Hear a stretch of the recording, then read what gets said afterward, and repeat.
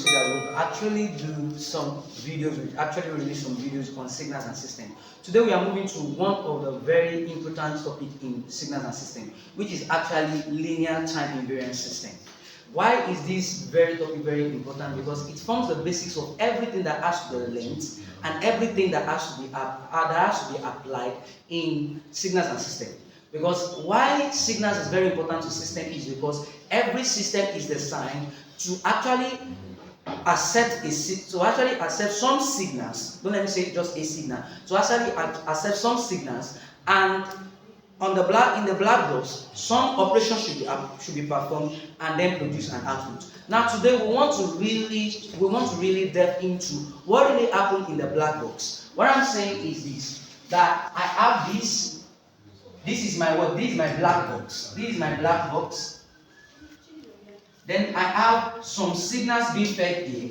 Then I'm expected to have what? An output. Say y of t, and here let's say x of t, x1 of t, x2 of t. That is, if I fed in some signals into this list, I am going to get what? An output y of t. Now, why are we studying linear time invariant system? What is linear time invariant system? If you've been following this video, a subsequent video, before this video, I actually talked about system, and under the types of system, I talked about linear system. I talked about what? Time invariant system. What's a linear system? A linear system is a system that actually obeys the following two properties. Number one, additivity and homogeneity property. I'm reminding you, please, if this is very new to you, maybe it's high time you get our video on system part 2 and system part 1. So a time invariant system is a system that if it experiences a time shift in the input signal gives us a corresponding time shift in the output signal.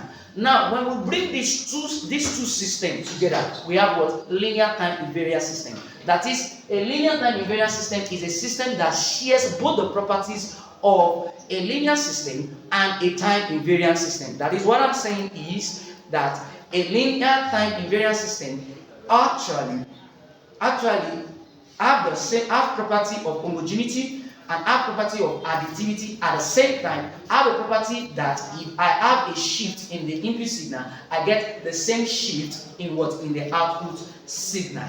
Now, I told you that if we consider this our black box, and we consider this to be our output, and we consider this to be our input. Now, I said a system is important. This black box is a system, and these two are signals. So when we get the output, then we can say we now have a running system. Now, if we have these two inputs, not every system is not designed to only receive only one output. To only receive only one input. To only receive only one input. There are systems that receive several inputs. Now, when we have systems that receive several inputs, now how do those inputs appear in the black box to produce an output signal? And that is due to what? That is due to no action than what? Convolution. Now, what is convolution? Convolution is a principle in communication system generally in system design that is used to combine two signals together to produce just one signal to produce a common output as designed and as stipulated by the bands on the system. I repeat myself. What is convolution? Convolution is so important in the sense that we have two signals being combined together, and inside the black box it acts like just one signal, and it hence produce an output. Now, you remember under signals I tried to explain that we have different types of signals. We have a continuous time signal. We also have a discrete time signal. Now we will start with convolution in continuous time, convolution of continuous time signal. Convolution in CT, convolution of continuous time signal. Now, in convolution of continuous time signal, what happens in convolution is this: when you fed two or more inputs, let's say for an example, let's start with 2. When you fed two inputs, when you fed two inputs into a system, there is something called convolution that happens. And what convolution simply means is that I'll pick out of the two inputs, I'll pick one of the inputs, Then the second input, I'm going to shift it. That is, I'm going to shift it. Now, you will trace that back to what I said, that linear time invariant system. A linear system, number one, is what? Obeys homogeneity and also obeys additivity. Now, a time invariant system, I can shift. That is why in convolution of the two signal, there is one of the signal, I'm going to shift one of the signal, then I'm going to have what? Then I'm going to convert them together. All I'm saying, I'm going to put it on the board and I'm going to put it in a way that we understand. Now, following down to the board, here we have, let's say I have x1 of t, then I have x2 of t. Now, I fed this into this black box. Now, what I'm going to get in essence is, I'm going to do this integral minus integral. That is from past to future. Or I can just write this integral in a very, very simple way and more compact way.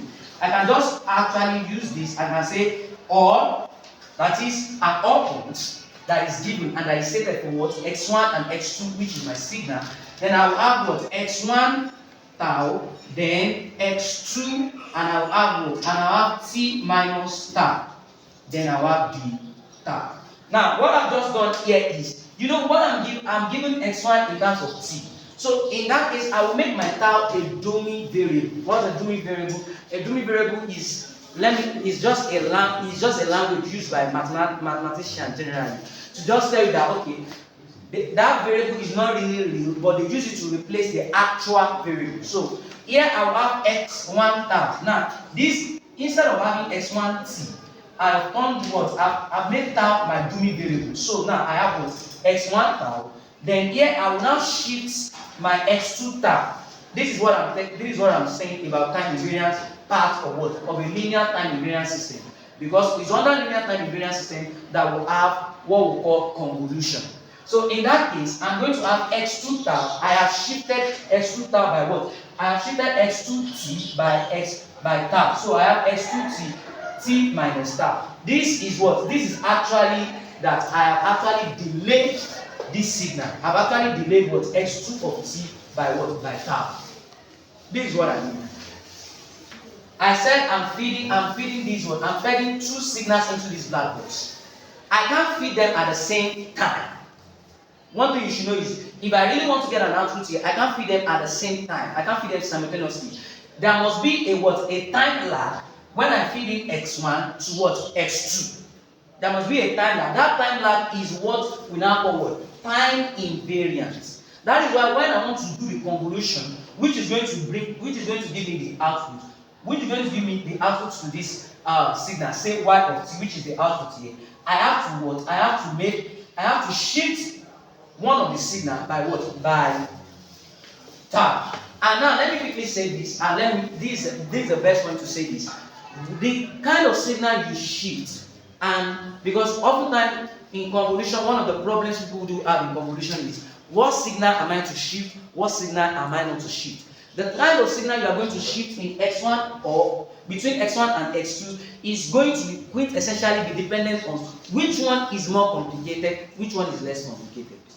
Now, when you are given two signals, first understand which signal is more complicated, which signal is less complicated. When we do example, all of these things will be all cleared. Now, the one that is more complicated, I will leave it, is the one that I'm going to use what? A dummy variable to represent. So that means in this case, I am taking my x1 tau to be what? To be my what? The most complicated signal out of x1 and x2. Where I am taking my what? X2 to be less complicated. So the less complicated one is the one I'm going to do what? I'm going to shift. And by complicated, let me quickly tell you this. We have different kind of function in mathematics because there is an overlap of this course is in mathematics. That is, you need to understand something in mathematics before you can actually do this. Before you can actually understand signals and systems. You know, I told you this prerequisite to this course. Actually, number one, you need an understanding of linear algebra very, very well. You need an understanding of your calculus and precalculus very, very well. Now, what I mean about functions in mathematics, there is a function in mathematics we call generalized functions. I have treated that in some of our subsequent videos. I think the second video, maybe it's high time you need to check on that. Now, Your generalized functions are way complicated than many other functions. If you have an exponent function, and your exponent function is less complicated to your generalized function. Your generalized functions are transcendental. What do I mean by a transcendental function?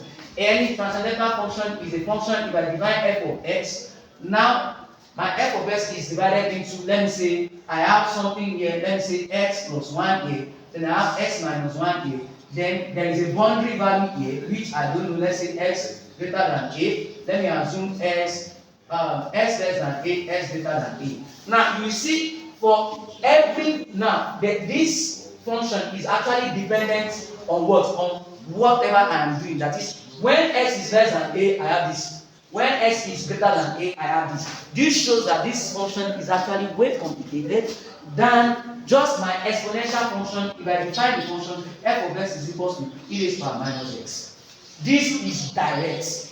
This doesn't have two values. So hence, when you are confronted with a question, I have just said that when you are confronted with a question under convolution, number one, the more complicated signal, you actually do what? A dummy variable. You take a dummy variable of that less complicated. Then the more complicated signal, you shift it. So now, in just few seconds, let me recap. Linear time invariant system is trying to let us understand how we can get an output using two signals. And why do we have now getting an output by feeding two or more signals? How do we go about that? How we go about that is, number one, we make sure that the two signals are not really fed simultaneously as we think as it should be. So what we do is the less complicated signal, we make sure we shift it, and that is where the time invariant part of the linear time invariant system comes in. And the linear part of it is that it actually follows what? Homogeneity. And that is why we have what? An integral here. Don't worry, on the other side of our dt, I'm going to be talking, instead of having an integral, we'll have what? A sigma, which is what? A summation symbol. But in this video, we are going to be talking about convolution of only CT.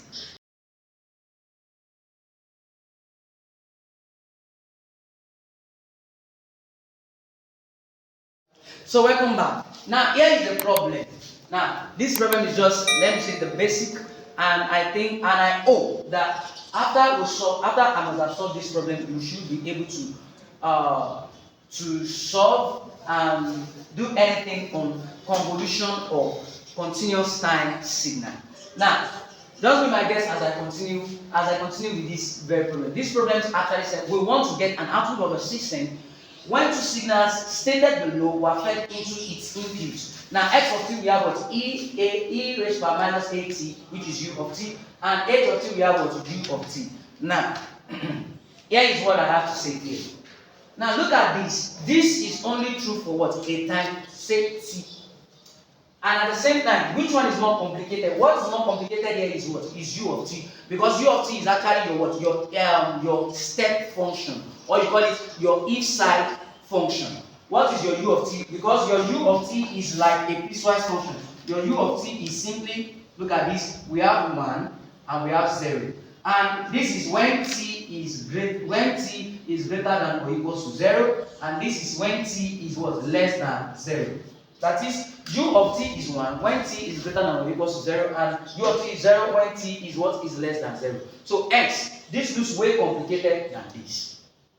Right? Now, let's do our convolution.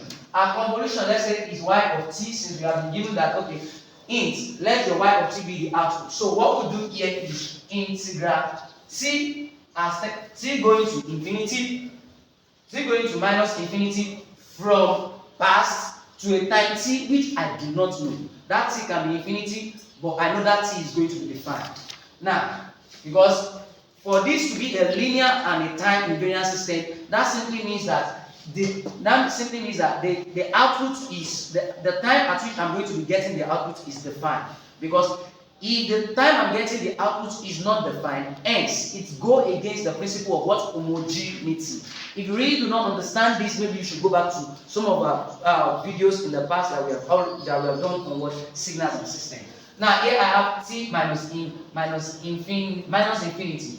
Now, let me turn this to what? My dummy variable, isn't it? The one that is more complicated, turn it to my dummy variable. So rather than have h of t, which is equals to u of t, I will turn it to what? H of tau, which is now going to give me what? U of tau. So let u of tau stand here. I have u of tau. You get this? The next to it, I have e raised to power minus at u of t. Now look at this. I have e raised to power minus at. Then I can actually make this, I can actually set my x of t, rather than have it as my x of t, which is equals to e raised to power minus at u of t, which is my, then I can turn this to what? Xt minus what? Tau. So if I turn this to xt minus tau, xt minus tau of this is going to be e raised to power minus a bracket t minus what? Tau. Did you get it? Now, if we move on from here, this and this, so this will now appear here, then multiply by e raised to power minus a into bracket t minus what? Tau. Then I have my answer to what? Then I have my differential to be dt. So now I have just finished everything. I've just finished stating the integral sum of what I'm doing of my convolution. From here I have y of t is equals to integral t minus infinity. Then I have u of what? Tau. Then I have this to be e raised to power minus at multiplied by e raised to power what? E raised to power a tau. Then I have d tau. Sorry, this is going to be d tau because I have actually used a dummy variable called tau. I'm sorry. Pardon me. This is going to be the tau because the dummy variable is now tau, not t. Now look at this. The next step is, and mind you, let me quickly say this at this point that you can actually use tau, you can actually be cool with what? Using k. So if I have used k in this case, it's just going to be wherever tau is, put k. It's still same, I'm still doing the same thing.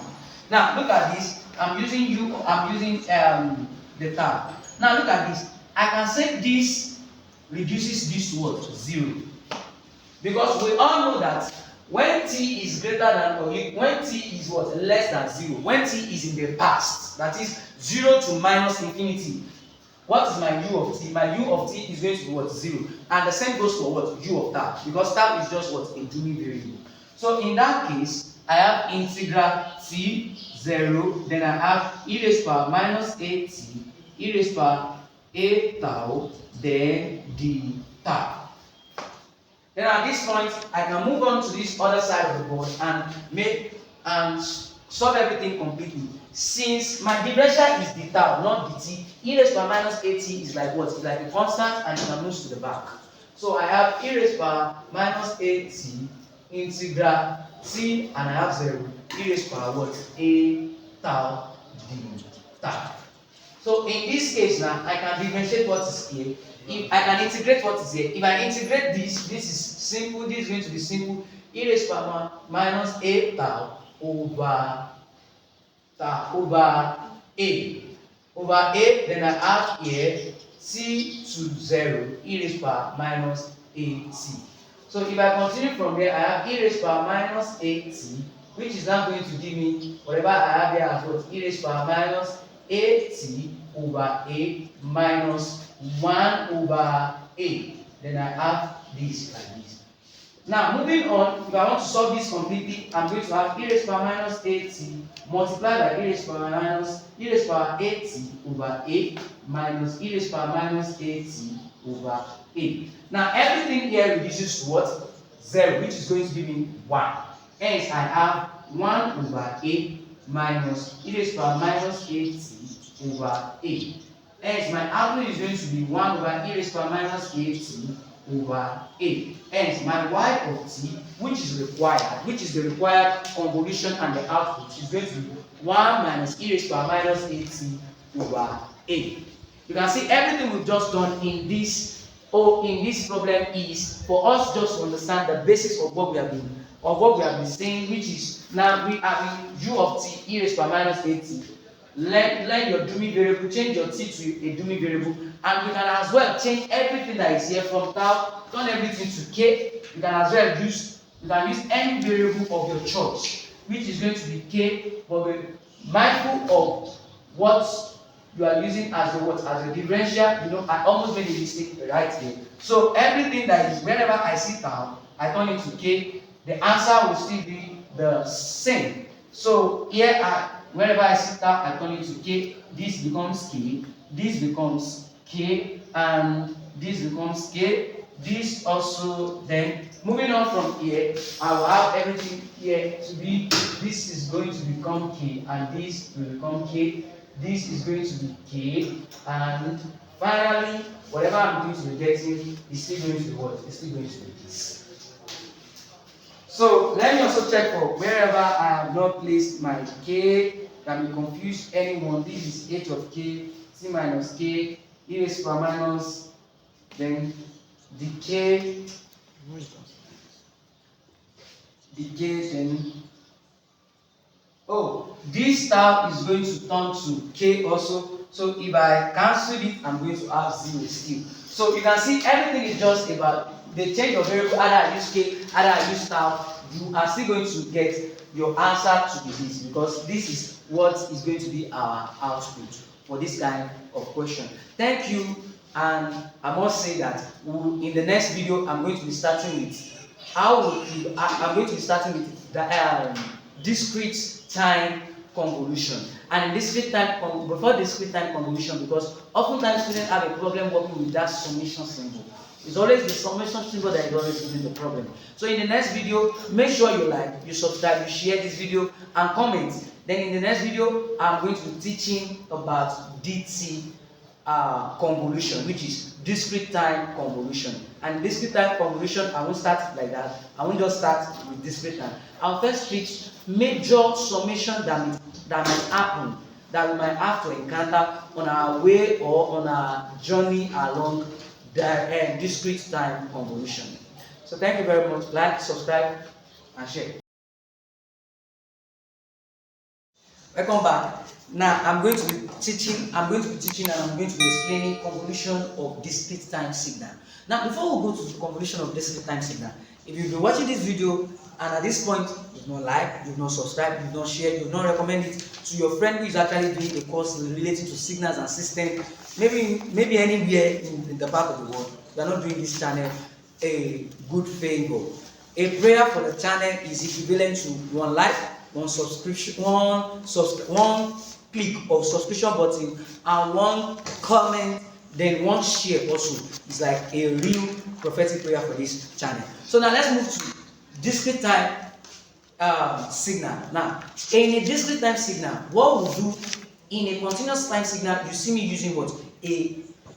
An integral. I'm using an integral sign to evaluate at all points. But in discrete time signal, the reason that's why it is called discrete is because it actually deals with what is, we call it convolution sum. We don't use convolution integral. Here we use convolution sum. And most problems students always have is they really don't know how to evaluate convolution sum. They think convolution sum is just something scary, and once they write it, that's the end. Now, I have said this, if you really want to know about how to operate with sums very, very well, maybe it's high time you actually get a textbook that actually talks about discrete mathematics textbook, or better still, you can actually use a textbook that actually talks about mathematical induction. That would do a very, very, very good favor. Now, in this case now, I'm going to be doing an introduction. Now look at this. If you are asked to evaluate this, your 2 can come to the back. I can write this as sigma 5, n is equals to 0, then 2 into bracket 3 over what? A raised to power n can also be rewritten as what? 2, and the back I brought 2 to the back, then I have n is equals to 0, then I have 5, 3 over a, everything raised to power what? N. Now, if you look at what this is actually saying is very simple. What this is actually saying is find your sum. You remember what this is actually talking about is the sum of your GP. I know that is very easy for you. What this is actually asking you is find the sum of your GP. You know, if you test this series this sequence, what you are going to have is your first term here when n is equals to 0 is going to be equals to what? 1. when n is equals to 1, what we are going to have is going to be equal, what we are going to have is going to be equals to 3 over a. Hence, when n is equals to 2, what we are going to have is what? 3 over a, everything raised to power 2, which finally gives me 9 over a squared. Now, if you look at this, I have told you this is what? Sum of a GP. And the sum of a GP is practically given as, if your I, now this is dependent if your I is greater than 1, your I is less than 1. What you are just going to do is just simple, just let's write a into bracket 3 over a into bracket r raised to power n minus 1 over r minus 1. This is for when r is what? When your r, provided that r is greater than 1. This is your sum of GP.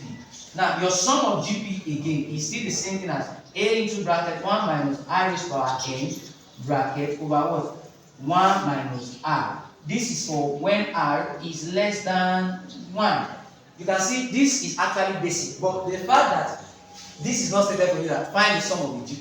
What this is actually, when you see this, is actually you have been left to interpret it that okay, this is the sum of GP, this is the sum of. Now, what in this place, what we'll be thinking is my R, will I use this or will I use that? Let me say this. If your A is not explicitly stated, you can pick any one of these and use.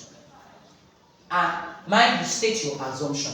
So in this case now, that if my A is actually greater than 1, if my A is actually greater than 1, or if my A is actually greater than, let's say 3, is actually greater than the numerator, I know that what my R, which is going to be my what? My common ratio is going to be what? Is going to be less than 1. Hence, I can go for this formula. But my A has not been explicitly stated. Now, if my A is now less than 1 in this case, then I believe that I can actually use what? This formula when R is going to be what? Greater than 1. Because my common ratio will be greater than what? My common ratio will be greater than 1. Hence, I can use what? I can use this first formula. I can use this. Then, if my A is greater than 3, then I can use this. But anyway, since this is not stated directly, let me use this. So, in this case, but I will leave this to everybody. I will leave this to anybody on the channel. You can try using this. So here we are going to have, if you check through our terms, you will see that when n is equals to 0, we have 1. When n is equals to 1, we have 3 over a. N is equals to 2, we have 3 over a, everything squared, which is 9, which gives us 9 over a squared. So in this case, now we can say our n here, because we are starting from what? 0 to 5. So we have 0, 1, 2, 3, 4, 5. So that's 6 terms. So we have 6. Then next to it is our r. Our r in this case is going to be, the second term divided by the first term, or the third term divided by the what? By the second term, which is going to leave us with nothing more than what? 3 over 8. So in that case, we also have another term that we have in the O. Then we also have our first term, which is represented by 8. A here is going to be what? 1. Because when we try testing this series or this sum, we have what? When n is equals to 0, we have 1. So in that case, we can say Sn, which is now going to give us what is our A? Our A is actually 1 multiplied by what is my R raised per n? My R raised per n is 3 over A. And remember, I am assume my A to be what? Less than or equals to 1. That is, if my A is less than or equals to 1, I can conveniently use this first formula because my R is going to be greater than what? Than 1. Hence, I can say 3 over A raised power what? Raised power, what's my n in this case? Raised power 6 minus 1 over, that's going to be 3 over A minus 1. Hence, I have 3 raised power 6, A raised power 6 minus 1 over 3 over A minus 1. So moving on from here, what I'm going to end up having is 3 over 6 minus A raised power 6 over A raised power 6 over 3 minus A over A. So if I add this, I'm going to have A here, then I add this and this towards 5. So I have 3 raised power 6 minus A raised power 6 minus a raised power 6 over a raised power 5, then multiply by 1 over 3 minus a. Hence, I will have 3 raised power 6 minus a raised power 6 over a raised power 5 bracket 3 minus a. So to write this in more compact way, let me draw something out of here. Then I'm going to have everything here. Remember what we have is what? 2. So therefore, my 2 sigma 5 as n starting from 0 of 3 over a, everything raised power what? N is going to be equals to 3 raised power 6 minus a raised power 6 over a raised power 5 bracket 3 minus a. Then the 2 will multiply. So we have 2 into bracket 3 raised power 6 minus a raised power 6, and we have this. So this is going to be my what? My final answer for this the first problem. Okay, alright, now I'm going to be doing something very like a bonus question. So people on this channel, if you're watching this channel, I will say I would advise you do Roman figure 2 by yourself. And if you have a problem getting the answer, you can as well comment. You can use that avenue to comment. Then the solution, the detailed solution will be uploaded for you. Now I'll do Roman figure 3. Roman figure 3 is very easy. Now Roman figure 3, we are given sigma infinity starting from 0, and I have 2 over 3 raised power 2 raised power n. Now looking at this is actually, if you want to interpret this is actually telling you this, what this is asking is what? Sum to infinity. Your GP sum, your geometric progression sum that you learn in your basic or lower classes, or what? Sum to infinity. So in this case, but before sum to infinity, let me quickly do something. I can actually, using what I learned from indices, I can actually turn this to 2 over 3 everything squared. Then raised power what? N. Then I can call this, I can write this as infinity to 0, and I can have this is going to be 4 over 9, everything raised power what? N. So if I have this, then the next step here is going to be very simple, and that's going to be, since my sum to infinity for my GP is going to be, is what? Is my A all over 1 minus R. So now let me start from here. Since I'm starting from 0, so when n is equals to 0, what's going to be my A? My A here is going to be what? Is going to be what? 4 over 9, everything raised by 0, which this means is what? Is 1. So when n is equals to 1, what will I have? I have 4 over 9. And when n is equals to 2, comparatively, I'm going to have 4 over 9, everything squared. So I have written out the first 3 terms of this series. Of this series, and I'm asked to find the sum of this series to infinity. So to do that, let's move to the other part of this word. Then I have my sum to infinity to be 1 over 1 minus what? 4 over 9, which is going to be my R. Then lastly, I have this 1 over 9 minus 4 over 9. Then I have 1 over 5 over 9, which leaves me with what? 9 over 5. So in this case, I can as well now come back here and say my sigma infinity to 0 of 2 over 3 raised to power n will leave me with what? 9 over 5. So the whole solution of this is what? 9 over 5. The main reason of doing all of this elementary mathematics will make clearer when we get to what? The convolution of our discrete time signal. So in a bit, I'm going to say this, that Roman figure 2 is left for everybody watching this channel to do. You can comment if you find it very hard to get the answer. You can comment. Then the answer with the number of comments will actually influence when the answer will be given to you. So if you have very few number of comments, you might not see the answer on time. But if you have more people commenting in the comment section for this video, you will see the answer to this Roman figure 2 uploaded on time. So welcome back. Now we are in convolution of discrete time signal. Now in convolution of discrete time signal, let me state how we get the formula for a discrete time signal. Just the same way that I did that if we have a black box, this is my black box, and here I have, I'm putting, let's say, x1 of n, x1 in the steps of n, then x2 in the steps of n. I want to pass this signal to produce an output, say y of n, say y in the steps of n. Then that simply means that when I want to do this, I'm just going to do this in a simple way. I'm just going to do this in a very, very simple way, which is going to be, number one, I'll turn this. I'll have x1. Let me use k as my doing variable. So let k be my doing variable. Be the doing variable.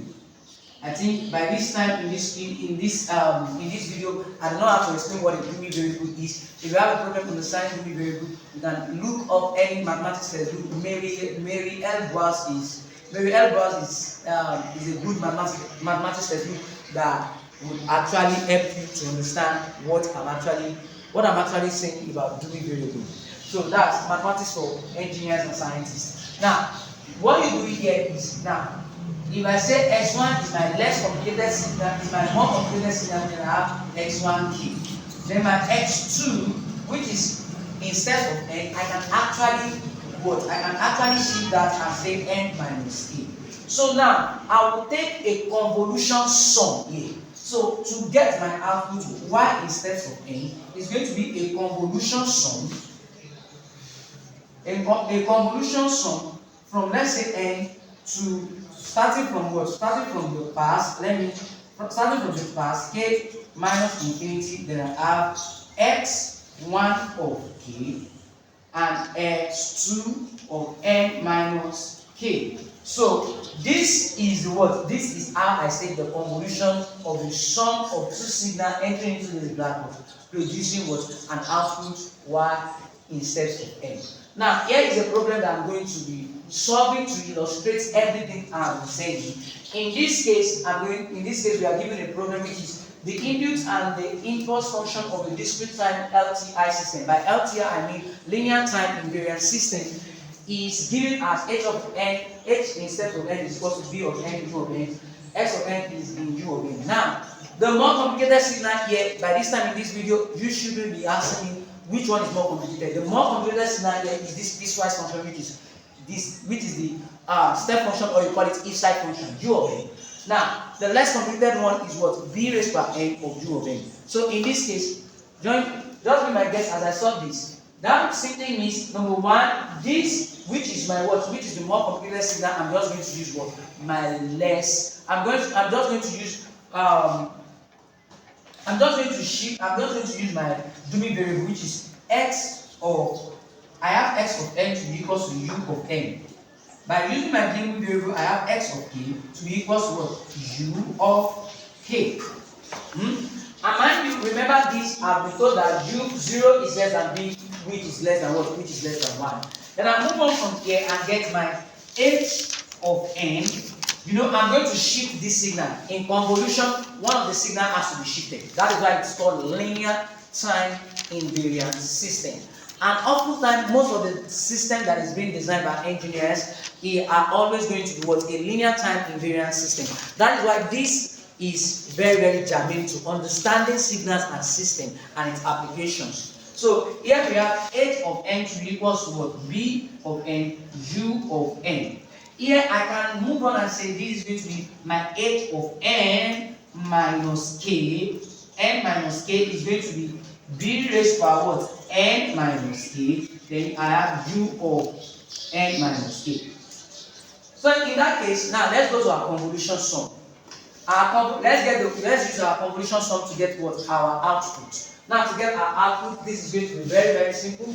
Y of n is now going to be my convolution sum from infinity to n to k is equals to, from n to k is equals to minus infinity, pardon me, from n to k, from k is equals to minus infinity to n. Then my x1 of k, what is standing as my x1 of k here is my what? Is my u of k, my u of k. Then what is standing as my what? X2 of n minus k, which is given in the formula, is my what?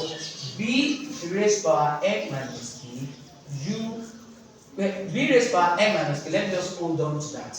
Let me not complicate this function. So u minus k here is trying to tell you that he is going to reduce this to 0, which is going to tell you that everything in the past is actually going to the not what? 0. All values in the past is 0. So I move on, I write this, I have n, k equals 0, and I have b raised by n minus k. Now looking at this, now I can do what I call change of variable in order to solve this. My change of variable, what I'm going to do in my change of variable is, let me assume another variable. Are you saying, are we not assuming too much variable in this? No, it's just to make our life easier. I can't actually evaluate this with this. Having just this, I can actually now say, okay, let n be my complicated n minus k sigma. This same thing we do it in under integration. We can do change of variable. Now when we do a change of variable, then you know that from integration, if we do a change of variable, we also have a corresponding change in coordinates. So our interval of sum is just going to change. So in this case, you know, here I have when k is equals to 0, when k is equals to 0, when k is equals to 0, my interval now, let me solve for intervals. So my interval, when k is equals to 0, I have n minus 0, which gives me what? N. So wherever I'm having when k is equals to 0 will become what? N. Then when k is equals to n itself, because which is the highest coordinate of my convolution sum, I'm going to add it to the what? To the n is equals to n minus what? N, which is going to give me 0. Hence, this whole system which is sigma n k is equals to 0 b raised by n minus k can be easily reduced to what? To 0. That is when it is equals to n. You know, when k is equals to n, I have 0. Then when k is equals to 0, I have what? I have n. That is, I have my n in this case. Then I have b raised by what? N. I have b raised by n. You know one simple thing, I can actually interchange this. And if I interchange this, our sum to infinity might have some little difference. So here I'm going to have this as what? Sum. So my sum is n, 0, and I have b raised power what? B raised power n. But because I would like to write my final answer in terms of n. Because this k, m and k are just some aggregation that I just made out of the blues, just to make what? My convolution sum easier. Now, rather than have this, you know, by mathematical induction, if you don't know what that is, I think this is the best time that you have to open a mathematics textbook, and I recommend Mary L. Bosch, Mathematics for Scientists and Engineers. You can check some of the first few chapters. You will be able to understand what mathematical induction. By mathematical induction, I believe my n is equals to what? My n plus 1. So in this case now, I'm going to use what? My GP sum, isn't it? That we treated in the introduction. So this is going to be, you know, if the first time of this series, the first time of this sequence is likely going to be the first time when n is equals to 0, is going to give me nothing more than what? More than 1. So in this case, I can actually now use my sum of this series, which I actually stated as what? As my a in 1 minus I raised to a over 1 minus I. Someone might ask me, why am I using this formula? Why not I raised by n minus 1? The reason that's why I'm using this formula is simply because I've been given the boundary of b, that b is what? 0 less than b, 0 is less than b, but b is less than what? Is less than 1. Hence, I will only be able to use the GP sum which actually agrees with what? R less than 1. So in this case, my a here is going to be, which is my a here is 1, so I have 1. And remember, I told you that in this case, I'm going to be having n. So I'm going to have 1 minus what? 1 minus what is my r? My r in this place is going to be, if I get for n is equals to, let's say for n is equals to 1, what I'm going to have is what? B, which is going to be my what? My second term. So this is going to be my second term, and I'm going to add b raised by what? M, b raised by m over 1 minus b. But looking at this, I have 1 minus b raised by m. My m itself is what? N plus 1.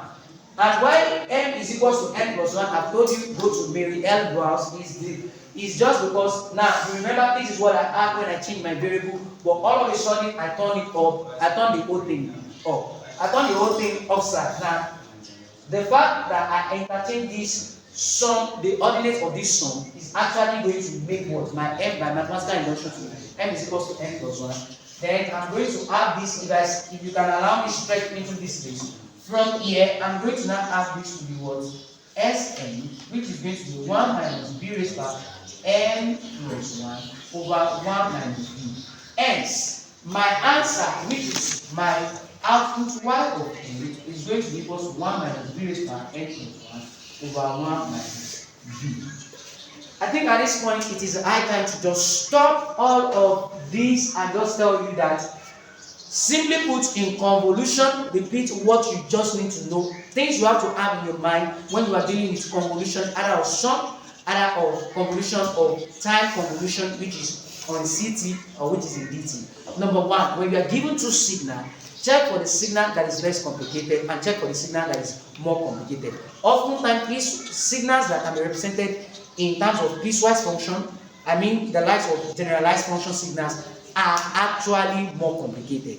Now, those kind of signals, you use your Doomy variable for them, and the other kind of signal, you shift it, which brings us to the point that we are actually in what? Linear time invariant system.